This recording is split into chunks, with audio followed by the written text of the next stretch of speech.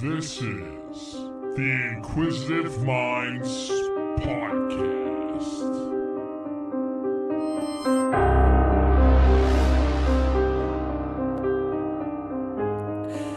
Thank you for tuning in to the Inquisitive Minds Podcast. I am your host, Johnny Smith, and we are back after quite a long hiatus. Yeah, I would like to welcome our guest to the podcast. She is an interdisciplinary artist and performer residing in the Pittsburgh area. She co-runs the Linoleum Comedy Showcase, has a cat, and guzzles a whole pack of glizzies faster than you can say Mississippi. Her hobbies include crossing streams with homeless people, impersonating Matt Rife on Feetfinder, having barbecues with ghosts, and hanging around with hooks in her back. Yeah. Welcome to the program, Alyssa Maurer. Yes, interdisciplinary artist just means that it's a professional term for fuck around and find out in the arts community. Okay, that's fair. I don't know where to start with this one because you're very fascinating.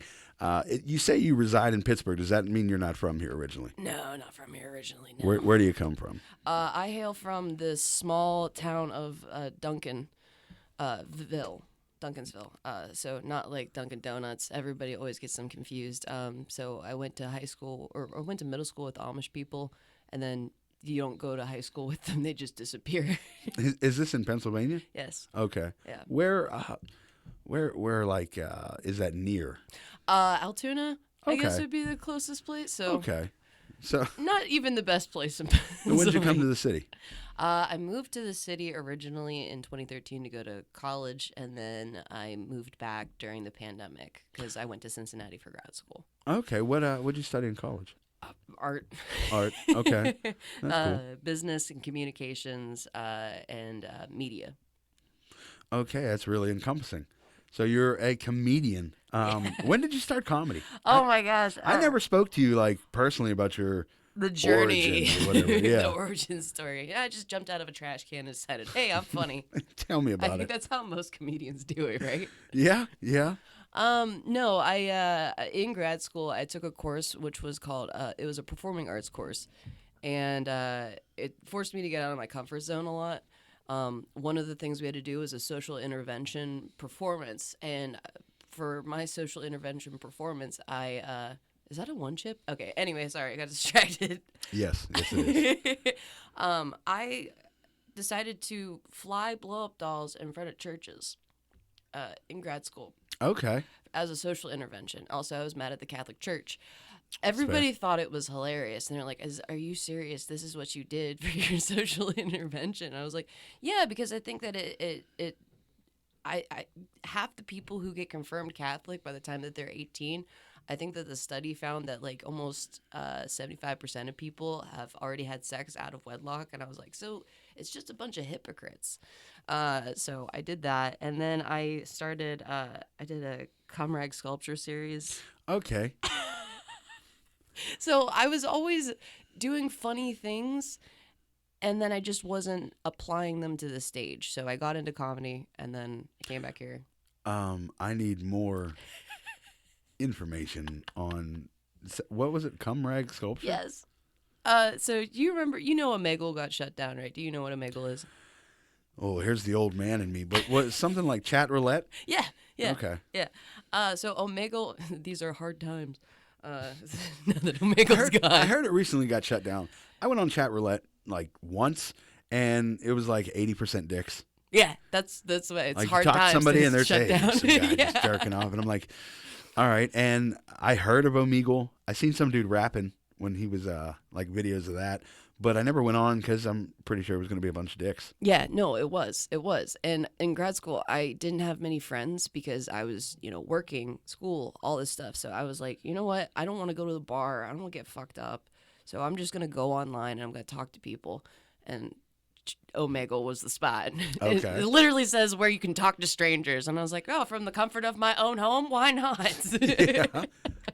So you get on, and it's just dick after dick after dick, and you can hit the next button. I just got tired of hitting the next button. You was like, you know what? If you're going to jack off, I'm just going to talk to you.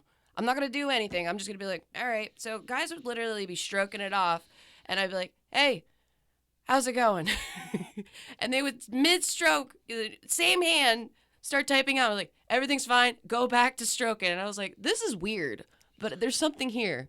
So I started just doing that every night, and then I opened up a P.O. box, had guys send me their comebacks from those conversations. Whoa. And this is very interesting. And then I made these sculptures and documentations, and I wrote a whole thing about how this is a very interesting space because you can escape from it. And I think that that's the reason that guys felt like they could do that, is that you can talk to strangers, jerk off, and then there's an escape button. Because I also decided to interview a guy in person and see what the difference was. So we tried to reenact that in person, and he said, "Yeah, that was really uncomfortable to get through." And I was like, "Why?" He's like, "'Cause I can't leave, you know." That's fair. What were the sculptures of? So they were, I wore like a hazmat suit, and these poor people at the fucking P.O. box. I think that they were really upset every time I came in. Anyway, I was like, no, the lady's coming to get her mail. They were everything. I got tissues, I got towels, I got jeans, I got old clothes. No. Like, what did you sculpt them into? That's what I mean. Oh. That's what I'm getting to. Is I'm sorry. I took those and I turned them into, I resin coated them. And so they're just kind of like fossilized. Mm-hmm. And then I polished them with resin, and I just set them up and made them look really pretty.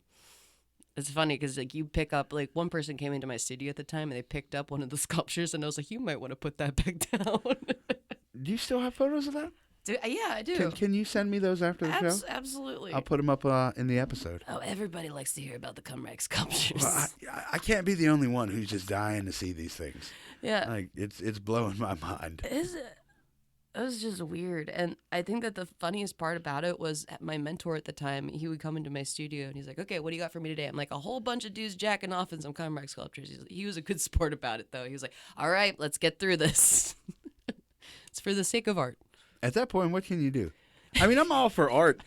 I'm not disgusted as much as I am just intrigued. Yeah. You know what I mean? It's just wild concepts. Yeah. But they're everything that I've ever done, I feel like I've done based off of social interactions. Sophie Calle has a wonderful, or no, it's not Sophie Calle, but in one of my books, there's an artist who talks about art as a form of social interactions. Like you're a secret agent looking around for observations. And that's what comedy is whenever you get down to it. So. Okay. So when you started comedy, where did you start it? Stand up, I guess I'll say. Yeah. Cincinnati, Ohio. Okay. Yeah. So like the Chameleon and a bunch of open mics out that way. Honestly, I've been through Cincinnati once, but never anything comedy related, so it's all foreign to me. Cincinnati is another, like, it's like the sister city of Pittsburgh to me because of just how many bridges there are. I don't like the Ohio side. I don't know what it is, but the Kentucky side is a lot of fun. Okay. I remember going to Kentucky for like 4 days when I was 16 because my mom just wanted to get out of the house. Like, all we did was go stay in a hotel in Kentucky for 4 days. Did you like it? I mean, it was fine. It was okay. What'd you do in a hotel for 4 days? Just watch TV and eat pizza, to quote that lady, get all fat and sassy. Fat and sassy. Yeah, fat and sassy. Something you do that I've seen photos of that I think is fascinating, that when I spoke to other people about it before the show, I got mixed reactions. Oh, really? It's the suspension hanging. Yeah. Can you tell me about that? Because outside of seeing it, I know nothing about it. Oh, yeah. I love talking about this. And I love whenever people bring it up. Sometimes they'll be like, what's that thing you do whenever you hang yourself? And my mental illness clocks in is like, that's suicide. I will say, preface, I do remember being at a mic with you after you recently hung. I don't know if it was the day before, but it was very recent. You had your bandages on. Yeah. And we were outside with Johnny Trafficante. And I've never seen that man start to sweat like that. He was just like, oh. Shout out to Johnny. How you doing, buddy? I love Johnny. I love that man so much. But yeah, please tell me about that. He puts up with me. Okay, so body suspension is it's, for me at least, it's a meditative process, but it's the act of hanging from the skin on your body, usually with fish hooks, or not just fish hooks, just hooks of any nature. So you're bolted, and then you're strung up like a Christmas tree ornament, and you get to hang around for a while. It has its roots in Native American culture. So like warriors would do it to prepare for battle. There's this thing called an energy pool, which is supposed to bring like your family together. So you sit in a circle, everybody hooks up, you link up, and when you start to feel the energy, you pull. And you're able, it's supposed to be like a bonding experience. So there's multiple applications for it historically. For me, I did it as a way of getting back into my body. So for people who used to cut or brand themselves or poke themselves, I've always tried to pierce myself or do crazy stuff. So I needed something a little bit more intensive that I could sink my teeth into. So I found Skinthesis. They're an amazing team, and they're wonderful because you sit down on a couch, they talk to you, and they say, where are you at right now emotionally? So that, because we don't know what's going to come out of you once we pierce you and put you up there. So you go through kind of like this very calm ebb and flow of like, okay, this is where I'm at. And then if they clear you and they think that you're stable, they'll bring you into the room. You go through this awesome process of them sanitizing everything. They're super professional. They pierce you. And then once you get through that process, you have what's called the first burn, which is whenever they throw the strings through the hooks, and then you start to feel the weight of your skin pulling against gravity. And then before you know it, you're flying. It's just a gradual like walk back and forth, and then you're up in the air. And I can say that knowing I can hang from the skin on my back is one of the coolest feelings in the world. That's great. Very literal. That's awesome. Your first time, it didn't hurt really? No, it hurt. I mean, but I have a fun relationship with pain, to say the least. It was more of a release than it was pain. The piercing process itself, it's quick and done. If you've ever had a piercing before, it's very much so like that. Just maybe a little bit more of like a heavy heat feeling, and then just getting through the actual pulling up part is the part that hurts. So when you're up there, how long do you hang for? It depends. My first time I was up there, I think, for an hour and a half. Okay. I was kicking my feet off the walls. I was flying. I was doing spins. I was just trying to figure out what it was actually, I was trying to get that experience. Can you touch a little bit more into your thought process while you're up there hanging? Like what's going through your head? Yeah, I would love to. I love this stuff. It's kind of a release and a control aspect, because you are giving yourself over to the rigors to essentially for safety purposes, but you are also releasing all of your traumas at the same time. You're releasing, I don't know, it's freeing is the best way. It's very calming. You go into almost a meditative state, and it's the weirdest thing because I never thought that being just like a meat sack on a hook could be calming. Yeah. I'm just processing everything that's happened to me, and then I feel like towards the end, whenever you get to sort of reanimate and come back into things, because you're very quiet whenever you first go up, or most people, and then whenever you reanimate, all of that is kind of washed away. And I've told people this, I've been trying to find different ways to become present. And that's one of the best ways I've found, or best acts that I've found, to be present. And you can just live in a moment for a longer period of time. The depression goes away for a lot longer than any sort of antidepressant I've ever been on. So that's why I do it, is because that's why I do all the crazy stuff that I do. I'm just chasing what is the longest, period of time that I can cure my depression for before I need to go back at it again. And like mushroom tea used to be awesome for that. That used to cure my depression like every 3 months.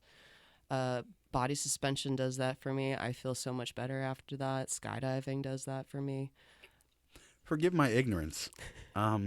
Is it like a show? Are there people watching you, or are you just doing this by yourself? Obviously with the help. Yeah.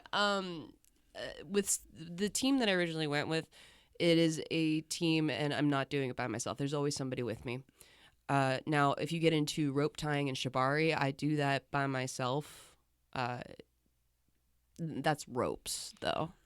I don't know what that was, though. Rope tying and shibari? Yeah. What is that? Shibari is like a Japanese form of rope tying and bondage. So you can just do ties on your body, and you can kind of isolate different parts of your body, or even throw like, I have a pull-up bar at my home, so sometimes I'll do a tie and I'll just pull myself up at my house, but that's by ropes. That's not with hooks.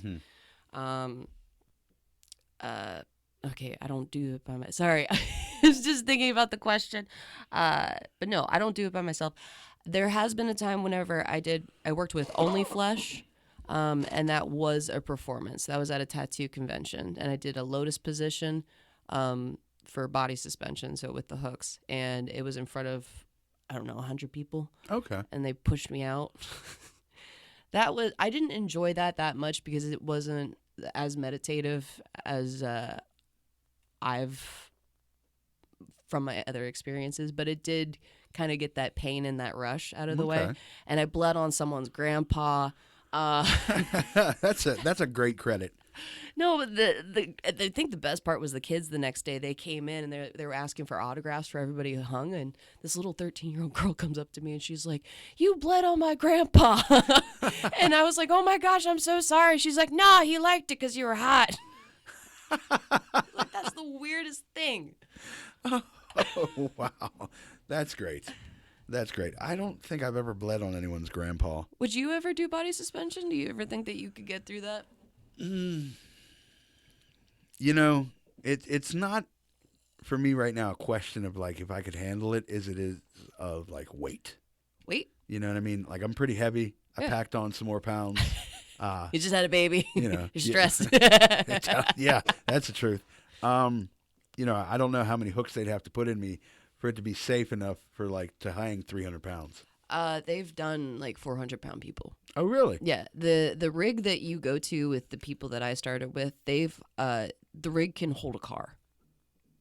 If they're No, I didn't mean the weight of the rig. I meant like without my skin. Ripping. So skin, that's another part of the process. They always check your skin to make sure like it's going to be able to take it. But I think that if you wanted to give it a shot, you could definitely do it.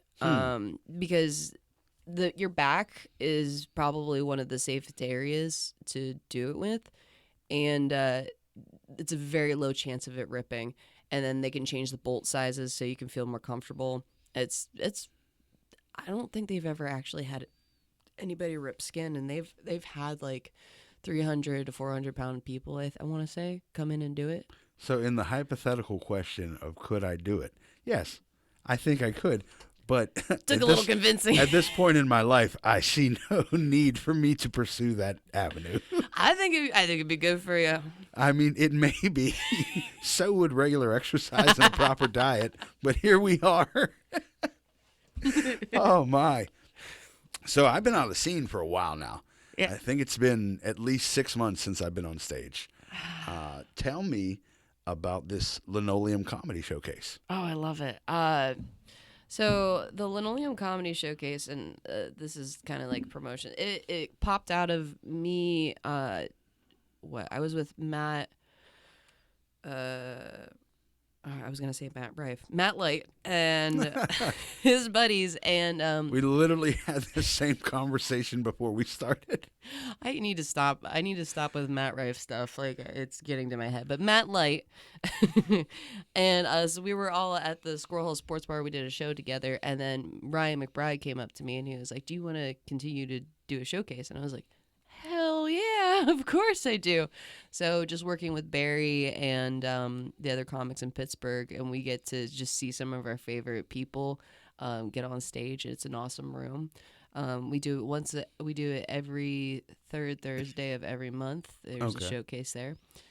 We get some big acts to come through. We just had Seneca Stone headline. Love that guy. And then next we have Ben Palmer, I believe, coming through. Okay. They're just a little exclusive. You heard it here first, folks. But I love those guys, and we just get to do dumb shit together. Like Ryan does the Ryan's trying thing for the Berg, and it's just him basically trying beers and bullshitting his way through. He's like, "Yep, that's really good. It tastes like this," or something like that. Yeah. It's so lowbrow comedy, which is the type of stuff that I enjoy. Yeah. And then whenever we've done videos together, like we did a video about Ryan. He'll come up with ideas and he'll be like, "Hey, can we film this?" I'm like, "Sure, why not?" And we get to do dumb shit together. So the one day he came up to me, he's like, "Hey, I've been banned from my frisbee golf club on Facebook." And I was like, "What did you do? How does one even do that?" He's like, "Well, listen, I want to make an apology video to all the assholes who hate me on there." He's like, "I'm just gonna say I'm sorry as soon as I get unbanned." I was like, "Okay, let's do that." And one of the guys who didn't like him the most, he showed up to my house with a cake that said, "Thank you," or sorry, "Welcome back, Charlie." And it was, he's like, "I want us to eat this cake on the video, and then throw it at each other." And it's just, so we did that video, and it was the funniest time. So we just continue to do that, and that's how I did the Matt Rife videos, and that's how that got Let's started. just go right into that. Oh God. Let's go right into that, because I'm scrolling through Facebook one day, and I don't know what the hell I was looking at. And this is right as he started it seemed to me like he started getting really hot at a certain point, and that's when you started doing it? No, he was in Pittsburgh, actually. Okay. He played at the Improv. He set a number of records at the Improv, first, like, sold-out shows and whatnot. So, like, I have respect for that guy. Mm-hmm. I think that it's funny in the community to do it. Also, there's a comedian who says, like, comedians who are, like, good-looking, fuck you. Yeah. Like, there's a patina of hate underneath here. That you've worked really hard on for a good-looking person to get up on stage and do well. It's, obviously rubs a lot of people the wrong way. Which, personally, I don't agree with.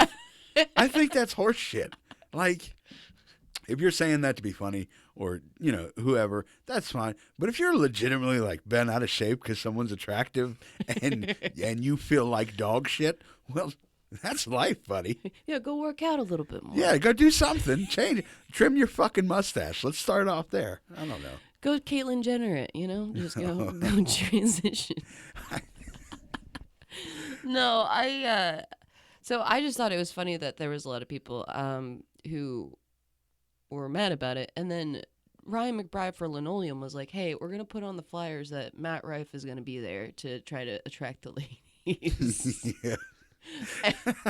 That's hilarious. And so we put it on the flyer, and then he messaged me. He's like, "Hey, Alyssa, how's your Matt Rife impersonation?" And I was like, I don't know how good it is. Like, I haven't tried it in a minute. And he's like, "All right, well, tomorrow, can you be Matt Rife for a video? And then we're gonna play it at the beginning of the show." And pretend like you are actually Matt Rife and you're missing the show or something like that. I was like, okay. So I showed up and everybody wanted to punch my face. They were like, "Oh my God, what is that?" And I remember posting it to Snapchat and Matt Light messaged me. He's like, "This could actually work." It It was disgusting. I couldn't look in any mirrors, and then I was just doing the mannerisms, and then we went to a couple of open mics after we were done filming just to continue living it up. I went to the club afterwards. I got hit on by so many ladies, and I had to be like, what is this? This is so weird. So when you went to the mics, you did some like Matt Rife routine-ish stuff? I tried, but I broke character pretty easily Okay. because that was like the first time that I did it. And then I put it online and it didn't get anything, so I joked for a little bit. I was like, I'm going to do Matt Rife feet pics. I'm going to do feet pics as Matt Rife then until I get noticed. And I did it last week, and it just got a little bit out of hand. So I don't know what's next for my So Matt you Rife. put out Matt Rife feet pics last week? I did. What do you mean when you say it got out of hand? What does that entail? So I made an account as Matt Rife on Feetfinder. Thought that was a bit. No. Okay. I wish, Johnny. This is like the cum rag thing, you know? I just get really fucking invested in stuff, and like Feetfinder is a weird place, so I wasn't thinking, and I started an account as Matt Rife on Feetfinder, and then I put his actual face on there, and then I made pictures of my feet with like my face as Matt Rife and just like over top of them, and it was like soles for souls today, and that's like the soles of my feet, and I was making pictures of them. People were actually buying them. I made $100, and people were asking for more. But the moment that I knew that it got way too out of hand was whenever somebody sent me a $125 offer to get wrapped up in saran wrap as Matt Rife and have my feet tickled for 10 minutes. I was like, I could actually make some solid money off of this. So I had to shut that down. I might get back to it. I think it's funny. No, it's not a bit. Well, hey, whatever people are into, I guess. It's such a weird place. Like, I didn't realize you could just get on Feetfinder, and like it's a whole other platform of things. Like, I will never open up an OnlyFans because I don't believe in like it's a personal thing. But hey, if there's any listeners that are like, I want to get on there and sell my body to pictures, I'm like, you do you, boo boo. I don't care. But personally, I would never do that. But feet, on the other hand, I'm like, these puppies. You telling me I can make money off my Piggly Wigglies? Is there a market for size 13 Hobbit feet pictures I out think there? so. Oh yeah. Are you serious? I think give it a shot. I didn't know there was a market for Matt Rife feet pics. He's looking at his feet. This is exciting. This is exciting. No, because I've thought about it in the past. I didn't know it was that easy to go on Feetfinder and just make an account. It is. Well, I did pay the premium membership, so I did need to get my money back and hustle a little How much bit. was that? I got I wagered, I bet on myself, so it was $80 for the premium membership. But I was Okay. like, I got cute feet, and I'm funny, so I was like, I think I can make some money, and I made the $100 back like in a week. So I was Oh, like, nice. Okay, so I made an extra $20 on top of that, and I'm getting offers. So I was like, I think I'm going to put my feet on the free version. the free version, yeah, See what I get. yeah. You want to see these big old chompers? My mom used to call them barges when my shoes are in the way. Barges. She's like, get these goddamn barges out of the fucking way. Get these little troll poles out of here. Well, has Matt Rife heard any of this? No, because I haven't made a video about it yet, because I was going to do a TikTok video like talking about this experience and then tag him in it, because he got to start on TikTok. So I'm trying to like wage that thing. I'm trying to do it respectfully. I also think it's hilarious. So as soon as I have the video ready to go, I'll Is put there it a up. respectful way to impersonate someone and sell feet pics? No, I don't think so, actually. You know what? You're right. I don't know who I could impersonate and sell their feet. Tony Saragusa's dead. So that's not helpful. Just pretend to be Matthew Perry. Oh, jeez. Oh, wait, he's dead too. My feet are waterlogged. Just pictures of raisin feet. Raisin feet. Yeah, because they've been stuck in the water. Oh, good Lord. Pruny balloonies. Pruny balloonies. On Feetfinder. No, when I've thought about it before, I was like, I could take pictures of my feet like on rocks or like wrap them in chains. Yeah, you could get really artistic with it. Yeah, I don't know. Maybe I'll show my asshole with my feet. Pull a Joey Tongle thing with a mirror. Just Yeah. show your butt. So, you were working at the Improv? I still am. I'm finishing up. It's been a wonderful time. Okay. How long you been there? 2 years. 2 years. Yeah. And what do you do? Serve, bartend, prank people all the time. Okay. That's cool. I wish we had more like larger clubs. I wish we did too. I mean, the City Winery just opened up, so they're doing really cool stuff. They just had with Jessica Kirsten. Oh, Yeah, I love Okay. her. Yeah, she's great. she's funny.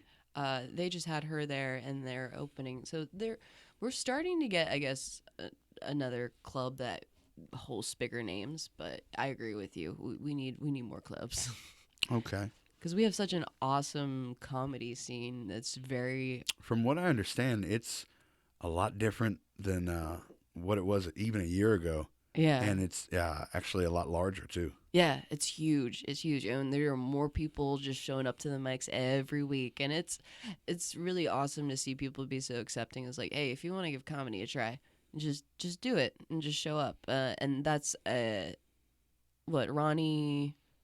Renwick, who runs the Scarpazi's. He has always been supportive of that as well. So just having that mindset and just keeping that alive, I think is super good for the comedy. I'd like to get Ron on here. Yes. I'm sure he would come on. He'll sell his goat grinders. Yeah, shout out to Goat Grinder. Shout out to the goat grinders. Groat? Groat? Scrote. He's a scrote grinder, that Ron Renwick. Now on Feetfinder. Fucking, that's who I'll impersonate. I'll just be like, fuck it, here's my feet. Here's some ground up weed in my feet. Goat grinder, Ronald Renwick. Dude, if you start an account on Feetfinder as Ronald Renwick and just have the goat grinders around your feet, send him pictures, send him the link. Yeah, that's great. That would be great. Just have a hoodie, Goat Grinder hoodie wrapped around my ankles. Yeah. Yeah. And then maybe like a microphone, and you could just do stuff with your toes and like pretend that they have faces and whatnot. So, Sorry if I get off topic all the time. oh no, that's perfectly fine. But I do want to touch on something before I forget about it. When I ask you if you had any paranormal experiences, which I always like to ask my guests, if they don't, they don't. Yeah. If they do, I'd love to explore it and talk about it. You told me something very interesting. Oh gosh, which I've had multiple. You said you rode 30 minutes to a friend's house on a bike. On a bike after a demon had just drug a baby down a hallway into a closet. Yeah. And then you guys tried to communicate with it, and you got some red eye stares and some type of handprint. Yep. I need you to go through that piece by piece, because what happened before you got on the bike. I need to know. I need to know everything about this. This is a fun story. Yeah. So, do you believe in ghosts? Yeah, absolutely. Okay. All right. Because I always tell people, I'm like, yeah, they're fucking there. 87 episodes in. If I didn't, I'd be such full of shit with the stories I've told. Well, okay. So with this story, and I always like to ask that because I'm like, dude, this story, like, if you don't believe in ghosts, I hope this like makes people believe in ghosts. But anyway, so this was whenever I think I was 17. I was a dirtbag. I had lost my Prius. And my insurance, my parents took my Prius. They were like, you're done. You're grounded. You need to stop the drugs and everything. White people problems. I know. My parents took my Prius. Ugh. Also, like, you look at me now, you're like, you had a fucking Prius? Yeah, until my bullshit parents took it, man. Yeah, so they were like, you're not going anywhere. You're grounded. You can't go anywhere. So I was like, all right, bet. I still have a bike, though. So I was living in Duncansville with my parents' house. So my buddy was like Munch at the time. Munch, shout out to Munchie. Hey, Munchie. Yeah, we don't talk anymore, but hey, shout out. He's like, hey, you want to come over, smoke weed, and we'll play around with the tattoo gun or whatever, see what happens? I was like, bet. He's like, okay. I don't have a whip, but here's my address. And I was like, but I think I can make that. So I got my bike out, and I rode my bike 30 minutes across town. So from Duncansville to Altoona, Pennsylvania. Mm-hmm. I met up with him at the Sheets, and he walked to the Sheets to like walk the rest of the way there, and I think it was still a 10-minute walk. So he's like, "Hey, it's good to see you." I'm like, "Yeah, it's good to see you too." He's like, "Listen, I just got a text message when I was walking here, and it said, it's here." I was like, "Oh, okay." I was like, "I just got a iced coffee. What am I getting into?" He's like, "Okay, so we've had this demon at this place, and it's been doing some fucked up shit." And I looked at him and said, "Okay, well, I'm already here. I rode my fucking bike here, dude. So I'm not going home without something, a souvenir, Yeah. whatever." So we're walking there, and he's like, "Okay, it could be pretty bad in there." And this apartment was notoriously haunted. You couldn't keep tenants there. It was right across from the Jaffa Shrine, so where all the circus performers were at, and the weird stuff happened.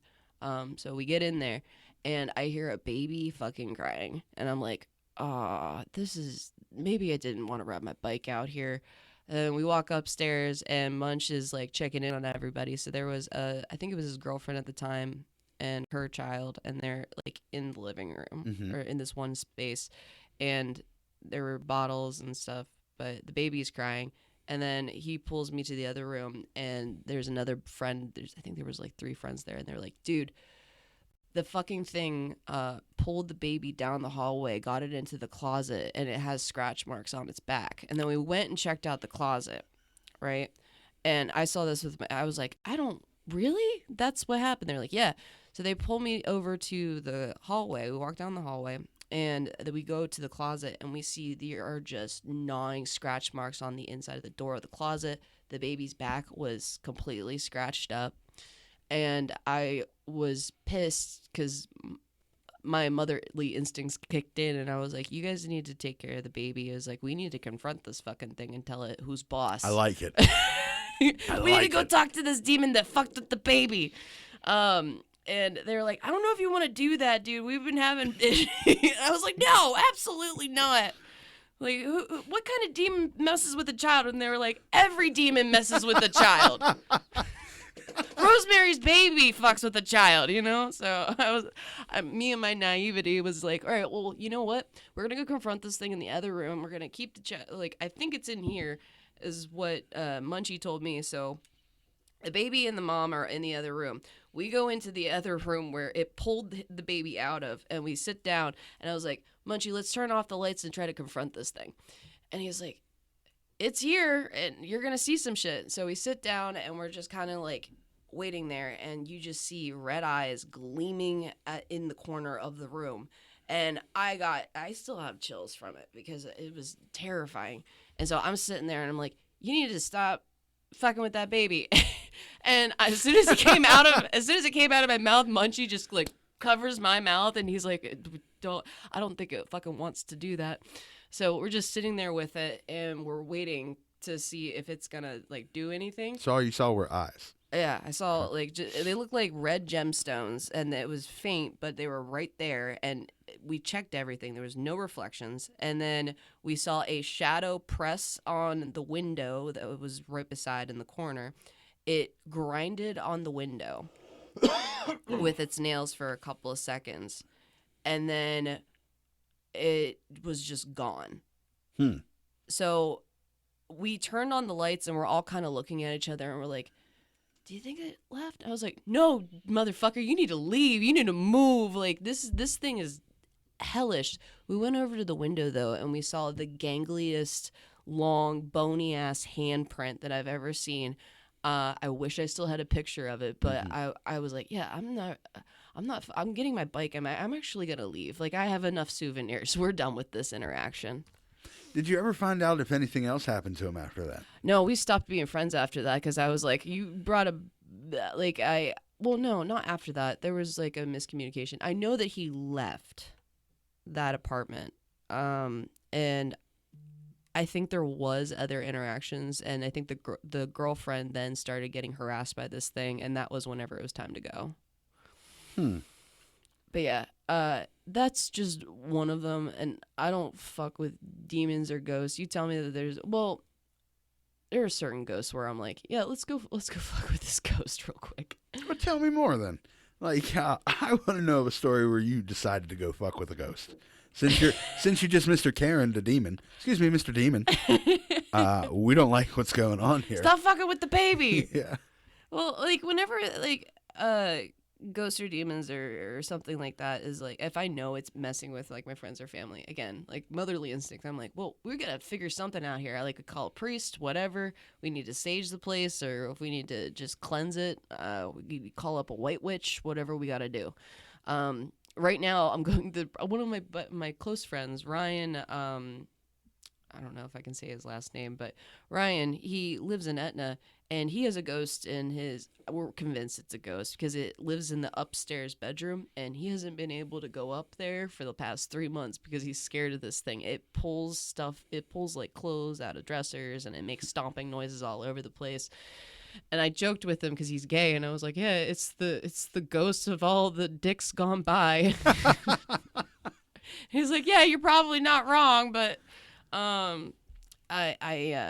we're in the process of figuring out what we're gonna do with it because he sleeps in his living room. He doesn't sleep in his bedroom anymore. I feel bad for him. Yeah, so we're in the process of trying to figure out how to fuck with this ghost. I do have a friend who's a white witch who might be able to help.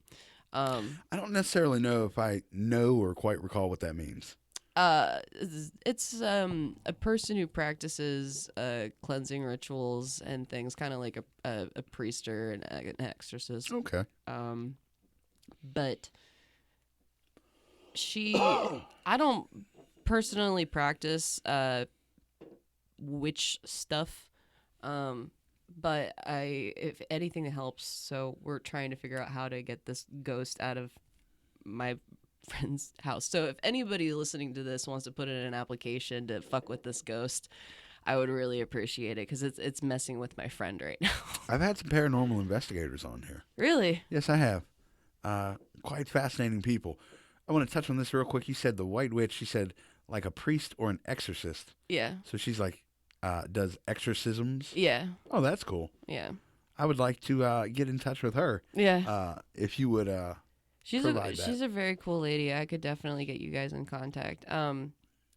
She's also given me like things to help with my space, and I've trusted her with like, I don't know, minimal stuff. I don't do spells, I don't do crystals, I don't do anything like that. But she did say like if you wanted to feel safe in your place, she said make sure that your bed is facing a wall whenever you go home instead of doorways, because spirits will try to come in through the through doorways, and they'll try to tickle your toes, or they'll try to pull your spirit or your intentions out of your body and through windows or doors.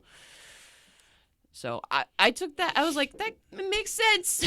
It's an easy escape. So my bed no longer faces like a door. Like my feet don't face a door. Again, we're back to feet. Even the ghosts want your toes. Yeah, everybody wants my feet. Shout out your socials real quick. Advertise for yourself. Oh, absolutely. So my socials on Instagram, I am Alyssa Maurer Photo, and then on TikTok, I am Professor Al. It looks like Professor Oral, or whatever fits your fancy. On Feetfinder, I am Matt Rife. On Facebook, Alyssa Maurer, and the Linoleum Comedy page is also on Facebook. What do you got coming up? I have another podcast coming up, and I think I might be hosting at the Improv for Steve Byrne. Oh, that'd be awesome. I think Congratulations so. on that. Thank you. So before we get out of here, first off, I want to thank you for being my first guest back. Absolutely. Really appreciate it. You didn't mention your photography before this. That's my fault. I didn't bring it up. Do you want to delve into that a little bit? Sure. I just I teach at the university level for photography. I know with all the stuff that I don't seem like a teacher, but I do believe in self-expression, and art is like one of the best ways to do that. Photography, I've been studying it all my life, so it's just something I do in my free time. I do sell pictures and photographs, and I submit to competitions and things like that. So it's a very personal way to express myself. I really enjoyed the Halloween pumpkin shoot. Thank you. That was enjoyable. From this year. Yeah. You see, how do you have time to do all this? I don't ask that. That's a very broad question. No. Let me rephrase that. You seem like a very busy woman. It's rather impressive. Do you ever have free time? And if so, what do you do in that? I think that I'm so busy because the world is so fucked up, so it keeps me from thinking about that. So, you know what? Personally, I've been so disconnected from like even news. I don't even watch the news anymore for years now, and honestly, couldn't be happier. Yeah. You know, Yeah. I got friends that'll tell me about what's going on, and it's just like, look, I don't don't care. wanna hear it, It's too much. Like, I'm sorry if that's ignorant, but I can't deal with all that. People stress out. They stress me out. I don't care. There's so much going on every day. We're having a stretching moment. I can't do it either. And I totally sympathize with that because, well, I think whenever you go to art school, you're kind of trained to be sensitive to like the world. And if you study media, well, you know about like things that you should be checking. But I don't really have a whole lot of downtime in it. I like that lifestyle. I don't want to hustle all the time. I am trying to buy a house so I can actually just be at home and work from home and not have to travel and do all these things, and I can just have a space of my own. I also just don't like where I'm living right now, so it forces me out of the house as well. That's fair. Mm-hmm. That's fair. Honestly, I need to move myself. Yeah, just change the scenery. You know, it gets to you after a while. Oh Yeah. my gosh. You know, we just had the baby. Yeah. And that's been stressful. That's Yeah, exhausting. I can't even imagine. But like, I want a different space, and my priorities have changed, obviously. And nothing from watching the news every day is going to help that. Right. You know, I haven't had a regular job in years. I got one now. You know, been doing well at it. I like it. It's just, Congrats. I'm too exhausted to worry about what else is going on. Yeah, You know? keep it Thank to you, yourself. by the way. Thank you. I got to get back out to comedy. You do. Um, Yeah, everybody misses you. And like I remember whenever you went to Texas and all that stuff, and like everybody was cheering you on and just hoping for you to. Was that a failure though? But I know, but I mean, it was a glorious failure. You made it back, and like look where you are. I And come back very humbled, but I'm much happier than I have been in a while. awesome. I'm so happy for you. That whole experience down there. Yeah. What? I guess we can touch on it a little bit. Could we? Yeah, if you want to talk about it. Yeah. Because that seems like a ride. It was a wild ride. So what exactly happened? So I ended up moving down to Texas. Mm. I talked about this before. You know, my sister lives down there, and I wanted to explore the Austin comedy scene was my goal. But I also ended up meeting a woman through my sister. As you do when you move to a strange town and you don't know what to do. Yeah, and you know, we talked for a long time, and I ended up moving in with her. Ended up getting addicted to meth because she was, unbeknownst to me, a meth addict as well. Oh, fuck. And essentially just spiraled and spiraled and spiraled and ended up losing everything. Lost my car. I was homeless. I lost literally everything I owned. I came back up here and moved in with Chris Greba. Mm-hmm. Shout out to Chris and Elizabeth. Love them to death. I love Chris. And all I had was a backpack, you know, full of like 3 shirts and a pair of pants. Like I didn't have anything. But down there, it was bad. You know, I thought I was in love with this woman. Let me see, because I've been on a process of healing. Mm-hmm. So I hate spitting venom in this nature. I was on a process, you know, I thought I was in love. I thought we were in love. It didn't work out, is the way I'll put it, as it rarely does when you're both in active addiction. Yeah. You know? Yeah. That's why you don't want to get romances in AA meetings either. Yeah. You know, but meth is a hell of a drug. And what kills me is no one will ever believe that I didn't lose my teeth because of meth. They were gone before it. They were gone way before. This is from an accident. I saw a Family Guy episode recently where Peter Griffin got addicted to meth. And when he got off, they asked him, did he like it? He said, meth is great, but I guess it's bad. And that captured it. You know what I mean? Like it was nuts. Yeah, I'm not proud of it. I'm not trying to glorify it. It really fucking broke me. Yeah. I'm sorry. Well, thank you. I appreciate it. Yeah, but I'm really happy with your, the process that you've been going through and coming back home, and then like it's kind of been like a hero's journey for you, and everybody's been rooting for you from the sidelines. Well, that feels great. Yeah. Because, my year is almost coming up. Yeah. November 22nd, I remember I was like, I'm done with this. Yeah. And I walked away from it. I stopped. And like 3 days later, my sister bought me a plane ticket home. Wow. I moved in with Chris. I ended up meeting Stephanie in December. So we haven't even had our 1 year anniversary, but we had a baby last month. Cordelia Ray. Cordelia. Yeah. Fatherhood's been great, although exhausting. But I haven't, through this, I've been trying to heal myself. I tried starting out going back to comedy when I came back, but it was too overwhelming. You know how it is going through, like battling addiction and heartbreak and homelessness. You know what I mean? Everything all at once. And then wanting to express yourself and like that drive. Yeah, that's a lot. It was too much, so I had to focus. I got a job, that I enjoy doing. Actually, it's a great schedule, 9 to 5, Monday through Friday. How are you going to beat that? Routine. Yeah. I mean, I used to hate it, but this is something that's like different every day. So it's fun for me. And it's still something you can get up and do everything. Yeah. I'm just happy, and I haven't necessarily been writing, but I've been writing down ideas, and I've just got stacks of Post-it notes. Oh, that's the best. I just seen one the other day. It says, U-Haul must be stopped. But they keep going. Yeah. So I'm going to get back out there. I haven't like fully stopped. It just, the pregnancy was rough.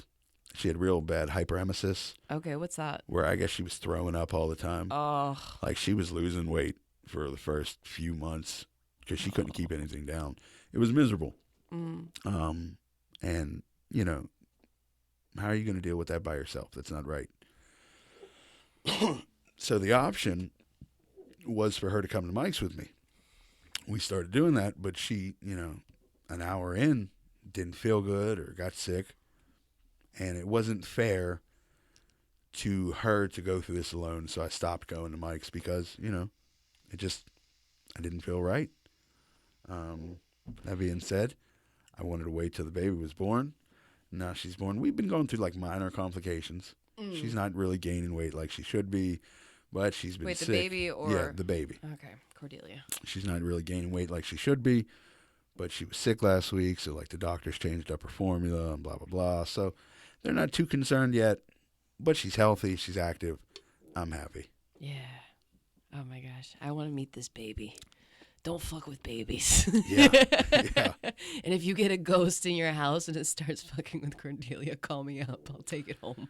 She's such a little sweetheart. And they tell me she has my forehead and my face because she's so expressive with her little forehead. It's been great. And I summarized a lot of that. Yeah. Because the whole addiction thing, it wasn't that long. It was maybe 5 months. I mean, this has only been a year since you've been clean. That's a lot. Like, yeah.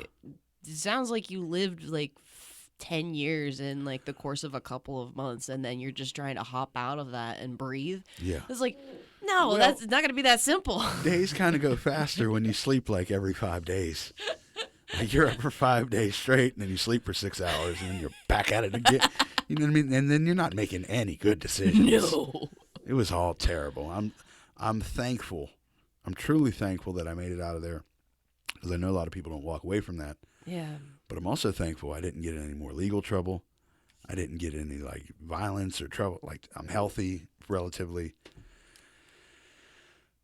It's been a mess. I'm so proud of you. Oh, thank you. Yeah. Thank you. I've just been trying one step at a time. Yeah. I'm just, you need to, I mean, obviously the comedy scene there would welcome you back with open arms if you start doing it more often. And you just, you have a clean 30 minutes, right? I have a cleanish 30. A cleanish 30. If you can get over the missing tooth. When I first came back, I headlined like 4 or 5 shows. And I ended up doing, I think in Conneaut, I was supposed to do like 20 minutes. I ended up doing like 40 minutes. What? Because Dale never lit me. And I looked at my time, and they're just like, keep going. It was great though. I've done 30 minutes, 40 minutes. It's wonderful. Kryn and Jermaine down at Exit Zero Entertainment gave me a headlining spot at, I think it was Route 40 Axe Throwing. Oh, that's awesome. It is a phenomenal crowd. Yeah. Great show, great venue. Shout out to them for giving me the opportunity. That was actually my first headlining gig, and I was worried because I didn't do any in Texas, and I was coming off of meth, and it was a great show. Oh, congratulations. That's awesome. So it's definitely there. It's just you're kind of, Stephen Kinging it, as they say? You putting it in the drawers. You're still, working on it. It's just... I'm still thinking. It's I'm just an open mic comic, just wanting to get back out there. I feel old now. No, don't. I feel aged by my experiences even more. Oh, yeah. And then on top of that, I'm getting to the age where I just don't agree with young people at all. So whenever you go in there, you're like, Jesus fucking Christ, I gotta pretend to be okay in this space. Fuck. I was an old man at 25. I'm 36 now, and I talk to a 22-year-old, and I'm just like, oh. Oh, the future's fucked. Is that how you make decisions? Oh. Just shriveling up in a corner in fetal position. They ordered no! food, and I didn't understand a single ingredient. Oh, my God. That's with me with working with students at the university level. Whenever they start, saying the lingo, and I'm just sitting there, I'm just, what? Yeah. I don't, they're like, oh yeah, no, it's Bible. I'm like, oh, are you are you Catholic? Are you one of the disciples, my dude? Do you like Jesus Christ? Why doth thou bring up Bible? Yeah. No, it's definitely, and since I'm in a bubble of my own, work and home life, experiencing young people is just overwhelming for me right now. Yeah. I'm sure once I get back into the swing of things, it'll be fine. Yeah. They're also very joyous, though, whenever you get through it. There are some things where I'm like, I don't agree with that, but I'm not going to say anything about it. I'm just going to be like, no, you know what? I'm minding my own business over here. I'm good. If you want to act out like that, sure, go right ahead, but I'm not going to do that. I'm going to go over here with my cum rag sculptures and have me a time. Like a reasonable person. Like a reasonable person. Like a reasonable human. And on top of that, I don't drink. You don't drink? Not like I don't drink like I'm an AA. I just don't drink. I'll have a beer every now and then. Yeah. But the open mics where people are just like, every day. Counting them back. Yeah. Oh, tell me about it. I want to get out of it so badly. I do want to go sober eventually. I just, I don't know. I have so many friends who, I don't know what that process is like of going sober again, because I was sober for 2 years, and then whenever I broke up with in the process of breaking up with my ex, I got back into it, and I've made some questionable decisions. I've woken up with 5, 7, 11 burritos in my bed, and I don't know how I got home, and that's when, I don't want to say that was rock bottom for me, but it's definitely getting to a point where you go to these open mics and you want to drink because you see other people, they're having fun, but yeah, I don't know how to navigate that yet. Yeah, it never excited me. Thank God drinking was never one of my vices. Really? Yeah. I got drunk a few times when I was young. They were real pissy. And I was like, this isn't for me. And then now if I drink real heavy and get a hangover, the day is shot. You're done. I'm in so much pain. I can't afford to do that. Oh gosh, I have so many hangover cures though that I just get back up. I'm one of those people that I will pretty much black out. Used to be. I'm much better now. But about 2 years ago, I used to just black out and then go to work the next day. People would be like, "How? 1, did you get home? 2, how are you back and working? You put back more shots than a 50-year-old man war veteran could do." And I was like, yeah, I don't feel very good, but I'm here to work. Oh, I don't know. My body can't handle it. Yeah. What do you want? Go fuck yourself. Who are you? Go fuck yourself. I don't know, but thank you so much for coming on. Yeah, this was Anything awesome. else you want to promote? Obviously, like the Linoleum comedy thing, I want to promote that. The Matt Rife feet pics, I talked about that. Instagram, that's where the money's going to be coming from for the next 3 months. I'm hunkering down for the winter. But no, I think that's good. Thank you. This was a pleasure. Thank you. And before we leave, I always like to ask guests, this is not on any specific topic, but just give out a piece of advice to somebody out there. Oh, gosh. One, you're doing great. It may not look like it now, but keep going. And failure is just they're just tiny little fires that are gonna warm up your ass. I got a hot ass, everybody. I failed hard, and that fire was hot. Still going. When you're homeless on Thanksgiving, and it's raining, you're down in Texas, and your body just feels like it's dying because you're withdrawing from meth, and the depression makes you want to off yourself, which you recently survived from that. That was, I didn't even touch on that. The depression? No, that I tried to kill myself. Oh, fuck. That was miserable. But another topic for another day. Thank you all for tuning in, Alyssa Maurer. Check her out. She's amazing. Thank you so much for coming. Thank and you, until guys. next time. This is the Inquisitive Minds